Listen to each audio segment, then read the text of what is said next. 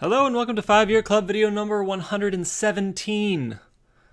Alexa, turn off the reading light.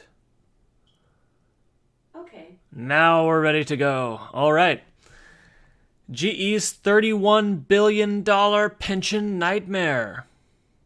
I'm going to read this story to explain and remind people that you need to build wealth outside of any kind of retirement, any kind of Social Security, any type of other entity plan, because when that other entity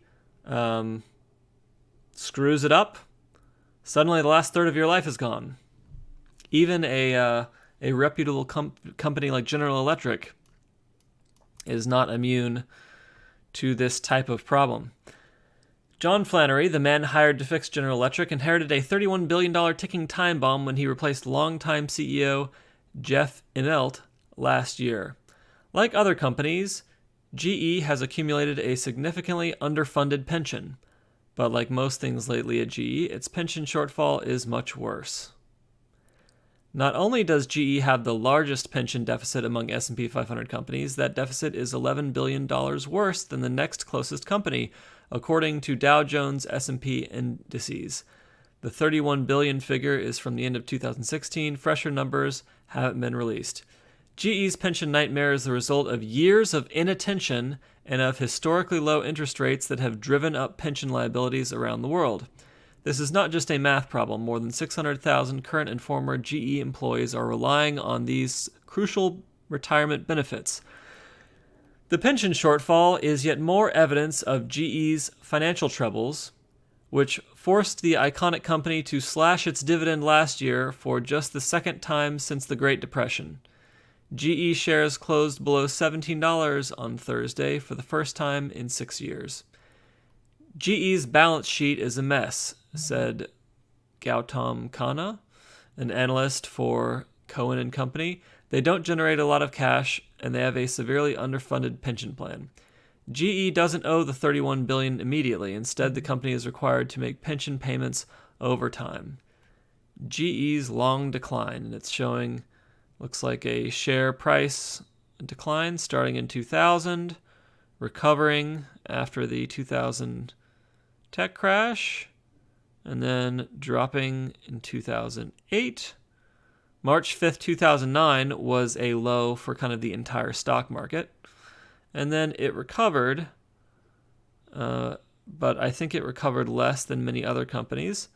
And now it is on its way back down. Under Flannery, GE announced plans in November to tackle the pension problem by taking advantage of cheap borrowing costs. GE said it will borrow $6 billion in 2018 to cover mandatory pension payments through 2020. But that doesn't fix the problem. It's just swapping one IOU for another. It just buys you time, said Deutsche Bank analyst John Inch. Immelt inherited a huge pension surplus. GE's pension shortfall is even more glaring when you consider that the company was sitting on a pension surplus of $14.6 billion in 2001 when Immelt replaced Jack Welch as CEO. So Jack Welch had a $14.6 billion pension surplus, and then Immelt took over, and it got screwed up after that. Jack Welch actually has some business books, in case you're interested. Anyhow, then GE decided to put money into mergers and acquisitions instead of socking it away for what it owed to its employees. That's interesting. The company decided to stop saving for its employees' retirement, Inch said. Many of those deals were poorly timed, contributing greatly to GE's current cash crunch. By the end of 2008, GE's pension was running a deficit of $7 billion, and it exploded from there. Despite that shortfall, Immelt rewarded shareholders with stock buybacks, which are aimed at boosting the share price.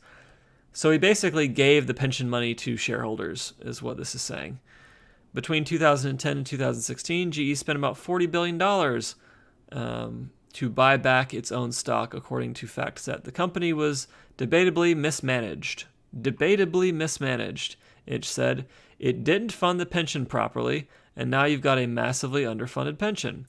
Immelt declined to comment, directing questions to GE. The company declined to comment. So the CEO says, talk to the company. And the company says, nope. I mean, I guess Immelt is the ex-CEO. Was it Flannery that got screwed? Yeah, John Flannery took over, and Immelt kind of screwed that over and then left someone else holding the bag. All right. There we go. GE's mounting pension liability. Yeah, so this guy just completely screwed this up.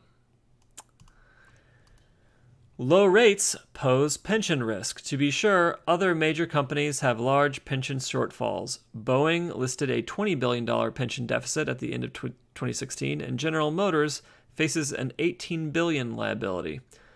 Corporate pension funds typically invest 40 or more percent of their assets in bonds like low-yielding government debt, according to the OECD, and a decade of near-zero interest rates has forced companies to assume lower returns.